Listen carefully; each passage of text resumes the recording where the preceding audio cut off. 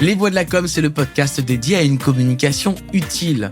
Chers professionnels de la com, j'ai envie de vous aider à prendre le temps pour vous inspirer dans vos pratiques, pour une communication toujours plus innovante et toujours plus efficace. C'est mon objectif. Alors moi, je m'appelle David Gordon, je suis fondateur de l'agence Nouvelle Voix. Je produis des podcasts d'entreprise et je vous emmène dans des immersions au cœur d'entreprises, au cœur des stratégies de communication, autour de réflexions autour de la communication des entreprises.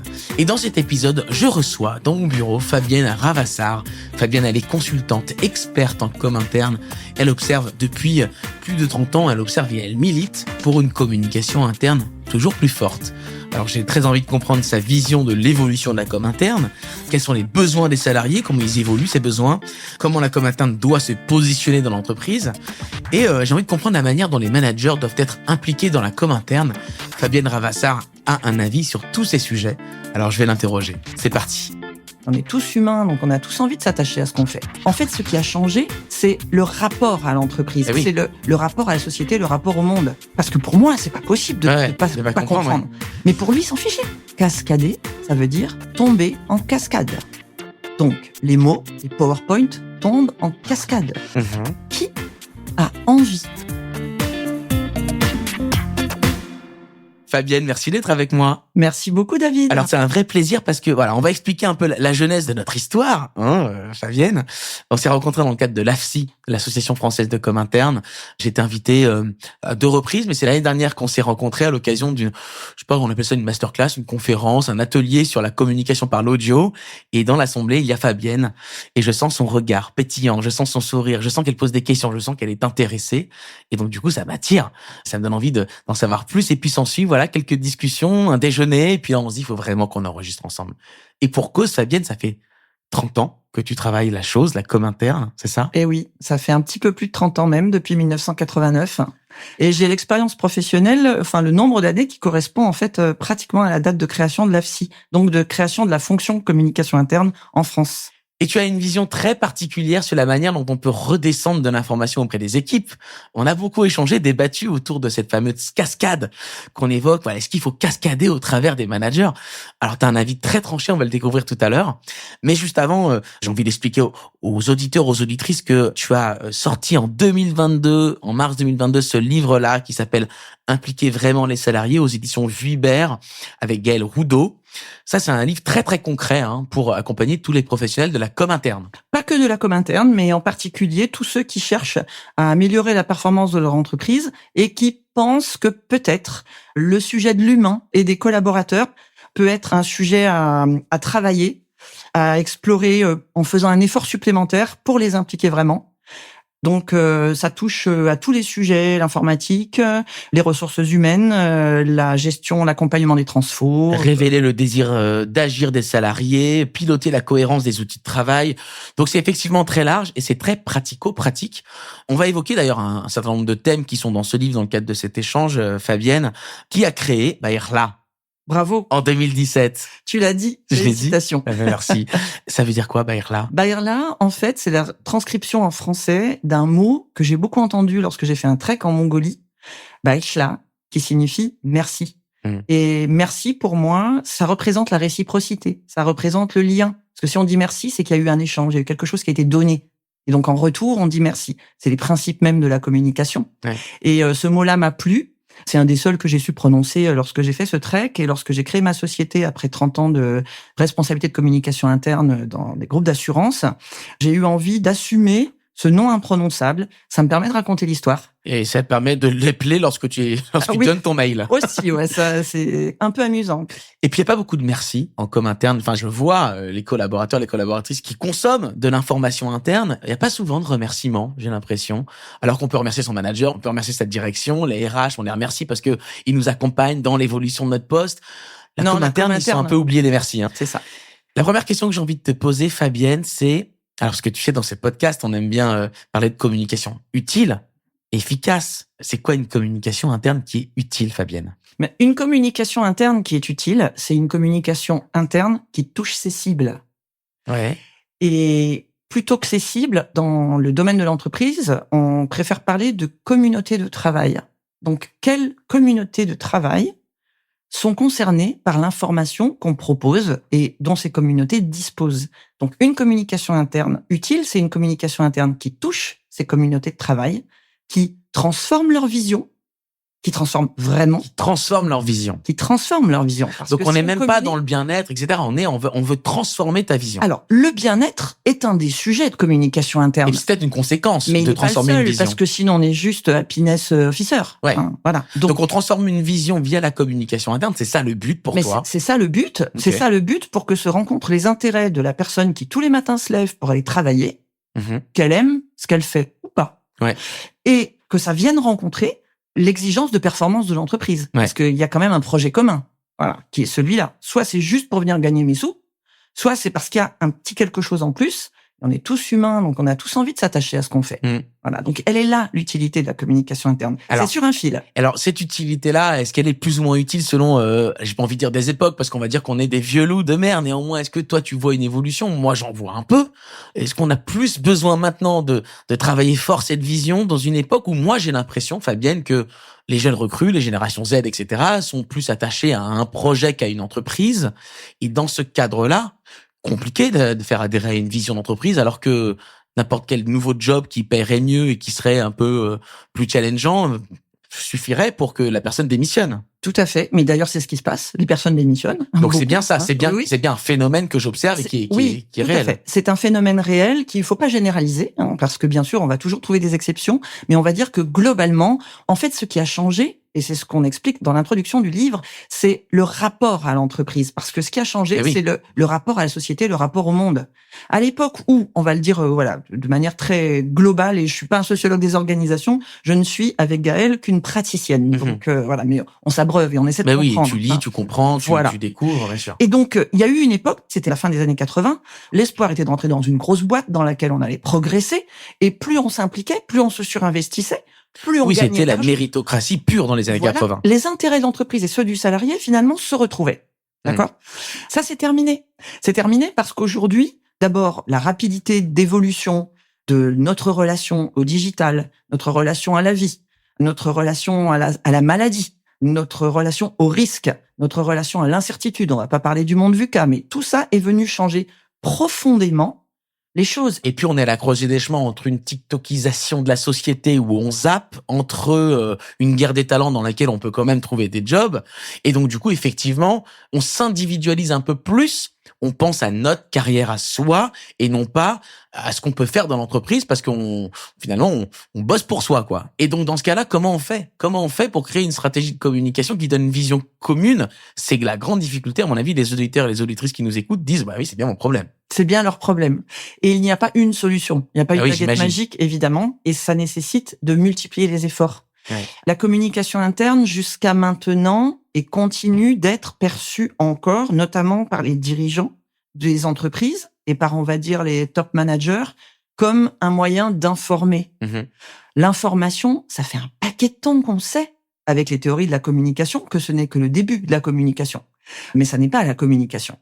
Et donc, ça nécessite aujourd'hui d'aller un cran plus loin et d'aller se mettre, de même qu'on le fait avec les clients, et ça, on n'a aucun problème dans une entreprise qui veut faire des profits, d'aller se mettre dans la peau de ses clients, d'aller regarder comment ils vivent. Mais il n'y a pas de symétrie des attentions. Comment ils consomment. Il n'y a pas de symétrie des attentions. Mais ça évolue avec le Covid a quand même fait évoluer la symétrie des attentions. On s'est rendu compte de l'intérêt de la fonction comme interne.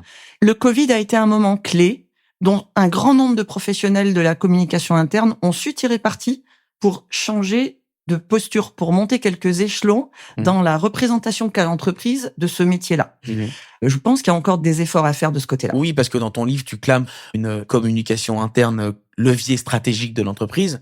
Moi, je crois qu'on n'y est pas du tout encore. On n'y est pas encore. On est d'accord. Globalement, on n'y est pas encore. Ouais. C'est à ça que je travaille au sein de ma société, d'accompagner ces professionnels-là. Parce qu'en fait, je peux prendre un exemple? Tout ce que tu veux. Très simple. Lorsque dans une entreprise, un cadre se retrouve avec son smartphone pro cassé, que fait-il?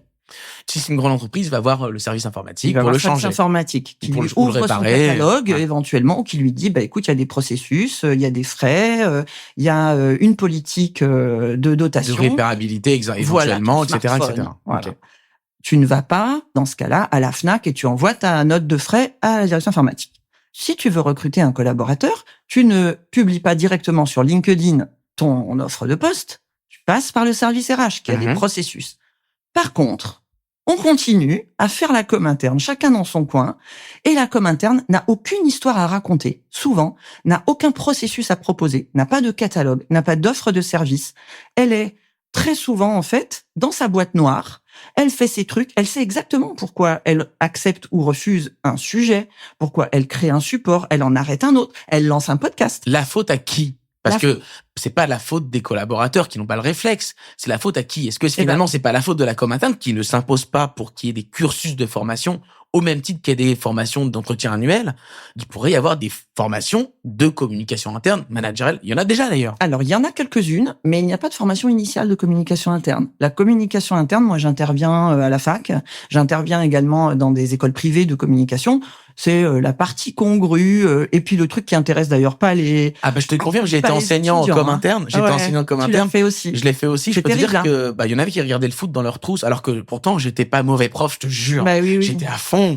Parce que la com interne pour les jeunes, c'est l'événementiel. Ils veulent faire de l'événementiel. Oui, ils m'ont dit beaucoup after work quand je leur demandais au début, bowling, machin. C'est ça dans l'imaginaire même des jeunes générations. Bien sûr. C'est-à-dire que dans leur logiciel à eux, c'est même pas encore quelque chose de stratégique et donc. Non. Le chemin est long, il y a du travail. Alors, la faute à qui? En fait, c'est systémique. Comme on est des collectifs humains, eh bien, forcément, on est en interaction.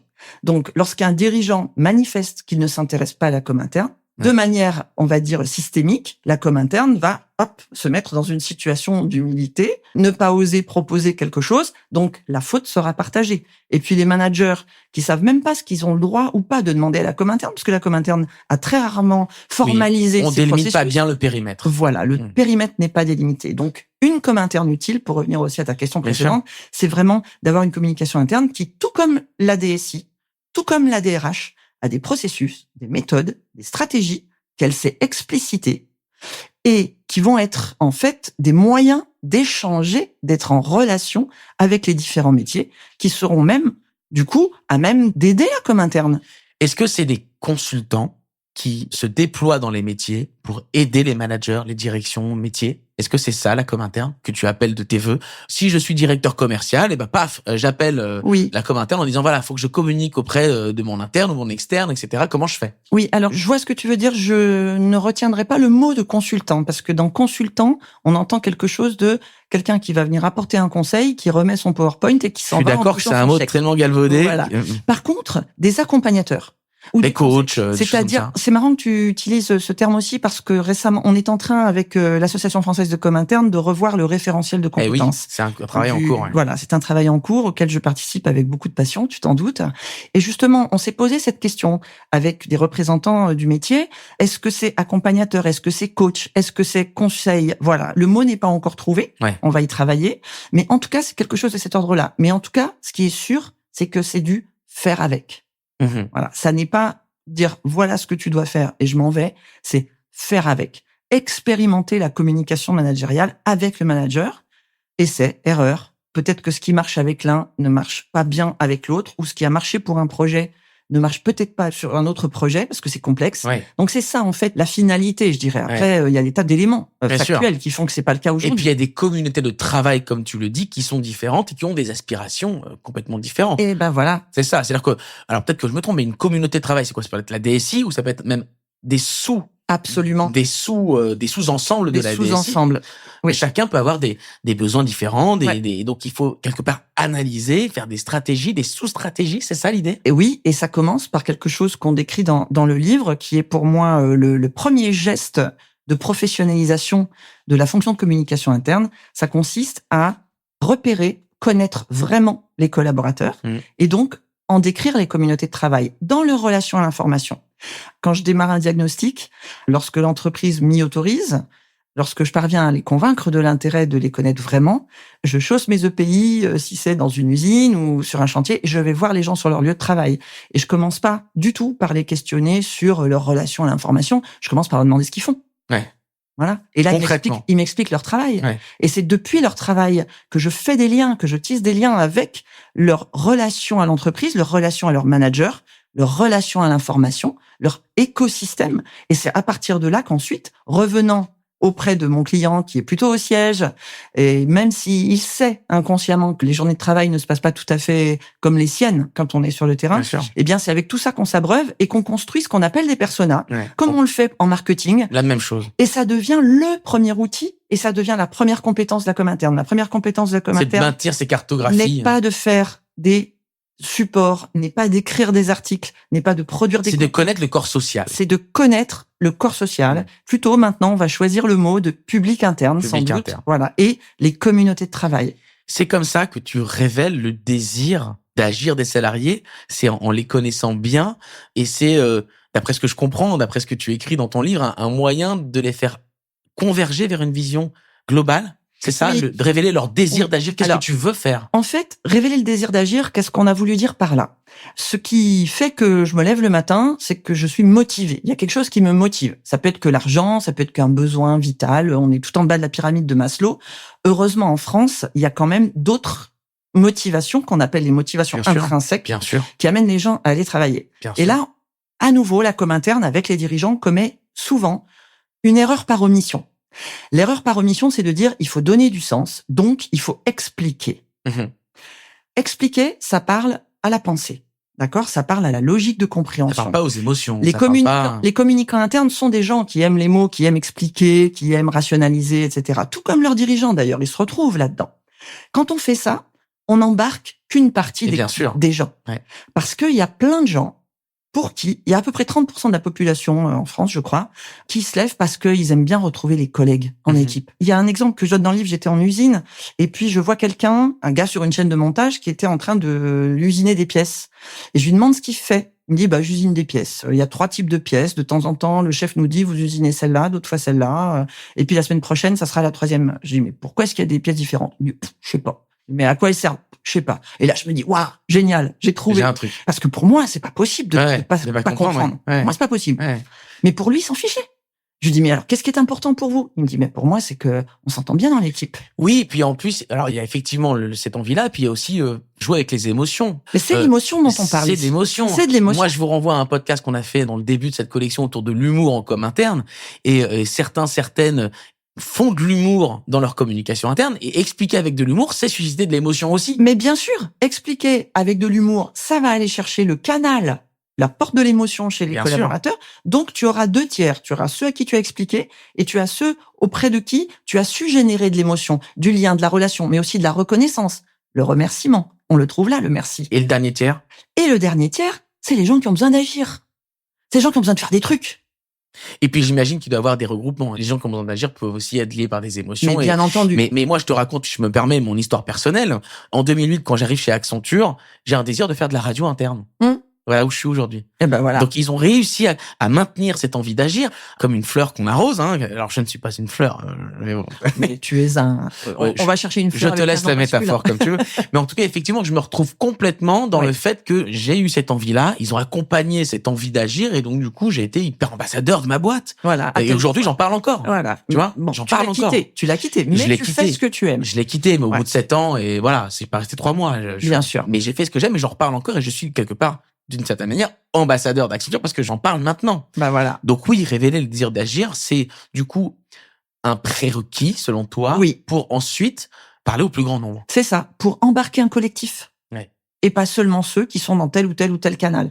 La grosse difficulté, mais qui est la difficulté de la communication, c'est qu'on a tendance toujours à penser, je crois que ma carte du monde est ta carte du monde. Or, on le sait bien, la carte n'est pas le territoire.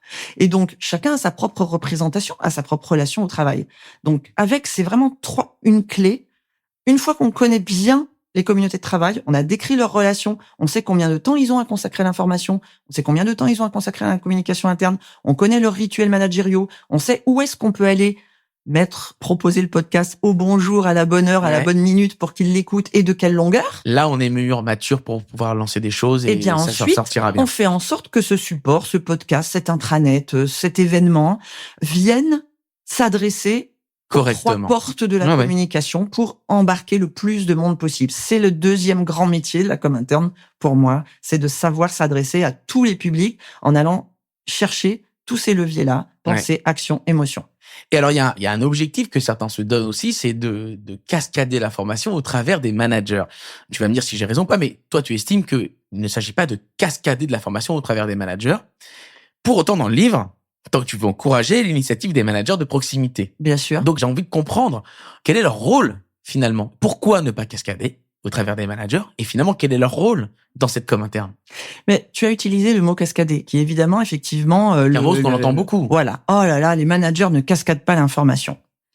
Revenons à l'origine. Cascader, ça veut dire tomber en cascade.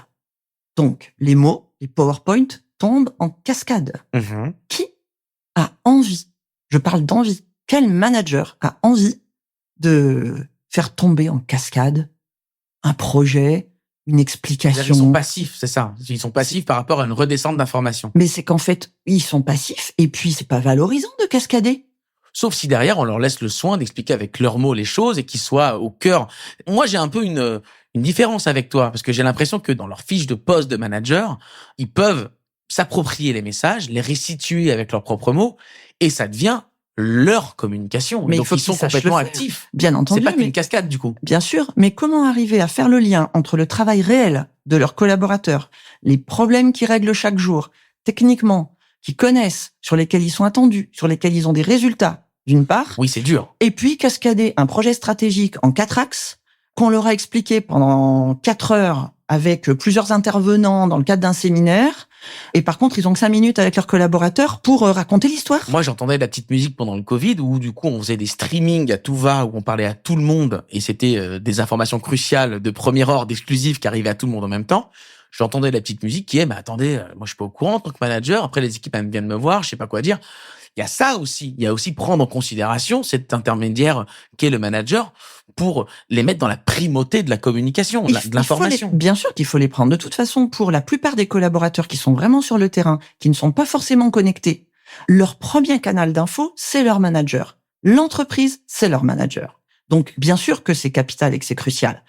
C'est dans leur fiche de poste, c'est rarement, par exemple, dans les entretiens annuels. Oui, non, il n'y a pas d'objectif là-dessus. Pas d'objectif de com. D'accord. Je suis bien d'accord. Et ils sont pas formés à ça. On entend aussi une autre petite musique régulièrement qui est, oh là là, moi ça fait 30 ans que je l'entends. Oh là là, les managers chez nous, le problème, c'est que on les a mis à ces postes-là parce qu'ils étaient des bons techniciens. Résultat, c'est pas des bons leaders et des bons animateurs. Si c'était un problème que les managers soient de bons techniciens depuis 30 ans, si c'était vraiment un problème pour l'entreprise, je pense qu'il aurait été résolu depuis longtemps. Donc, je pense que le problème n'est pas que les managers soient des bons techniciens qu'on ait mis à des postes de manager. Le problème est que ils ont mis des années à devenir ces bons techniciens-là, mais qu'on ne fait pas l'effort de les aider à devenir, pas seulement les former. Former est indispensable, mais c'est aussi faire avec eux. Je vais te donner un exemple. J'ai accompagné une entreprise qui réorganisait entièrement toute une filière d'activité. Réorganisation, nouveau système informatique, nouvelle clientèle, enfin tout changeait. Et donc, ça nécessitait de réorganiser toute la chaîne commerciale de vente. Les managers allaient travailler avec d'autres équipes, les organisations qui étaient comme ça depuis 20 ou 30 ans allaient changer. Bref, le directeur de la filière présente au manager, dans de grands PowerPoint qu'on avait préparés avec lui, cette nouvelle organisation. Seulement après, on leur a pas dit cascader. Donc, ils n'ont pas fait. Non, on a fait autrement. Et ils l'ont fait. Comment on a fait? On a pris quelques managers qui étaient volontaires à l'issue de ce séminaire et on n'est pas reparti des PowerPoint du directeur.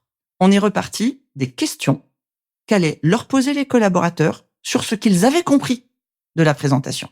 Donc, on a fait une liste de questions et puis, par ce qu'ils avaient retenu, ce qu'ils avaient compris, ce qu'ils avaient aimé ou ce qu'ils avaient envie de faire, tu me suis? Donc, j'ai suivi tes 3 retenus et aimés, envie, ouais. Okay. Eh bien, ils ont écrit le support. Ils ont écrit eux-mêmes le support. Donc, ils sont devenus, quelque part, ils se sont appropriés, comme je le disais tout à l'heure. Ils se sont appropriés, seulement ça, tu le fais. Mais c'est un travail que tu peux pas faire tout le temps. C'est un travail exceptionnel à ce moment-là. T'es dirigeant d'entreprise, t'as des tas de choses à faire. Si tu devais, à chaque fois que tu reçois des PowerPoint à cascader, que tu devais te dire, allez, je fais ce travail. Oui, c'est lourd. C'est lourd. Alors, qu'est-ce que ça veut dire? Ça veut dire qu'il faut, non pas cascader, mais doubler la com. D'abord pour les managers en primeur, pour qu'ils aient l'info, pour qu'ils puissent poser des questions, pour qu'ils sachent. Et ensuite, communiquer auprès de tous. En fait, faire ce travail avec eux d'élaboration d'une communication remontante. C'est-à-dire qu'on cascade pas. Le saumon, il remonte la rivière. Hein. Ouais, voilà. C'est vrai. Parce qu'il retourne à l'origine. Il est courageux. Voilà. Ouais, il est très courageux. C'est difficile. Ça demande des efforts. C'est ça que l'entreprise a du mal à faire. Elle fait des efforts pour lancer des nouveaux projets. Elle investit dans plein de choses. Faire en plus l'effort de quelque chose qui paraît naturel, qui est de communiquer, elle n'en voit pas l'intérêt. Ou elle n'en a plus la capacité. Elle n'en a plus la bande passante. Ouais. Donc, je jette pas la pierre à l'entreprise. Avant de terminer, ça passe très très vite. Déjà. Je vais faire une petite interview utile ou pas utile. Tu vas me dire si pour toi, c'est utile ou pas utile. Fabienne, faire des after-work très régulièrement, est-ce que c'est utile ou pas? J'en reviens à mes questions d'étudiante, c'est pour ça que je te pose ça. Bien sûr. Ça peut l'être. D'accord. En plus d'autres choses. Pas que des after-work. Sinon, tu es une entreprise qui ne gère que par l'émotion. Et le jour où il y a un problème, où il y a une personne en burn-out, où il y a un dirigeant qui se sent un petit peu mal ou autre, eh bien, l'entreprise collapse parce qu'on ne tient pas qu'à l'affectif. Une communication interne qui se réaliserait dans une entreprise où il y a beaucoup de télétravail. Est-ce que c'est utile ou est-ce que c'est inutile? C'est un coup d'épée dans la mer. C'est utile parce qu'elle va principalement agir sur le mode pensée. Donc, elle va donner de l'information, de l'explication. Mais insuffisant. Parce qu'il faut de la relation et il faut de l'action. Un podcast de communication interne, Oh, c'est utile. Non, vraiment, sincèrement. Non, tu dis ça parce que je suis là, mais ça m'intéresse de t'entendre sur ça. Tu le sais, David, il m'arrive de le recommander lorsque j'accompagne des entreprises. Quel rôle ça joue, du coup? Alors, ça joue un rôle de création de liens. Donc, ça joue un rôle autour de l'émotion. Parce que la voix, c'est pas à toi que je vais l'apprendre, c'est chaleureux. On est sur le ton de la conversation, donc on rentre un peu dans l'intimité de la personne. C'est tellement plus facile que la vidéo, parce que les personnes en vidéo sont toujours très mal à l'aise devant la caméra. Mais ça s'inscrit dans un dispositif éditorial. Et c'est utile si on sait à quelle communauté de travail on s'adresse et pourquoi on le fait. Précisément. Pour raconter quelle histoire. Je suis bien d'accord.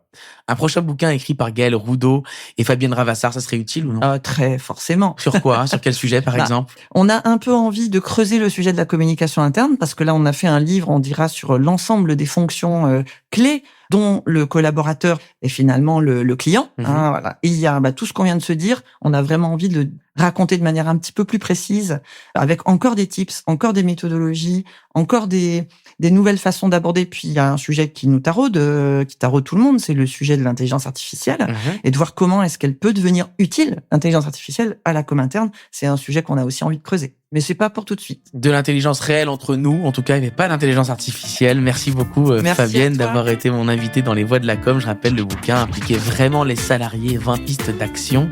Vous pouvez retrouver Fabienne Ravassar sur LinkedIn, sur le site Baïkhla. Absolument. Voilà. C'était un plaisir.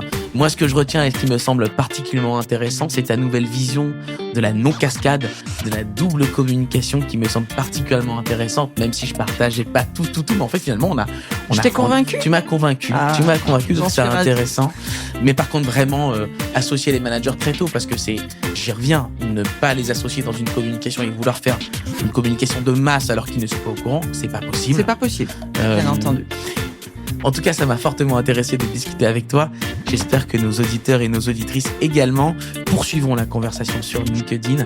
Merci Fabienne. Merci beaucoup David. Et à très bientôt sur Les Voix de la Com.